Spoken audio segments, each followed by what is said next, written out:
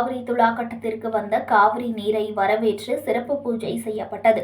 Delta மாவட்ட பாசனத்திற்காக June 12ஆம் தேதி மேட்டூர் அணையிலிருந்து தமிழக முதலமைச்சர் ஸ்டாலின் காவிரியில் தண்ணீர் திறந்து வைத்தார். இதனைத் தொடர்ந்து கல்லணை வந்து சேர்ந்த காவிரி நீரை ஜூன் 15ஆம் தேதி முதலமைச்சர் திறந்து வைத்த நிலையில் நேற்று மதியம் காவிரி நீர் மயிலாடுதுறை மாவட்ட எல்லைப் பகுதியான திருவாலங்காடு விக்கிரமன் தலைப்பு நீரொழுங்கிற்கு வந்து சேர்ந்தது.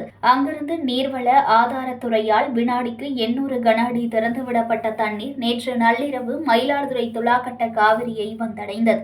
இந்த நிலையில் துலாக்கட்ட காவிரியில் காவிரி அன்னை வரவேற்று காவிரி துலாக்கட்ட பாதுகாப்பு குழு சார்பில் சிறப்பு பூஜைகள் செய்யப்பட்டது. பால், பன்னீர், இளநீர் உள்ளிட்ட 16 வகையான திரவியங்கள் கொண்டு காவிரி தண்ணீருக்கு அபிஷேகம் செய்து மகா தீபாராதனை காட்டி வழிபாடு நடத்தினர்.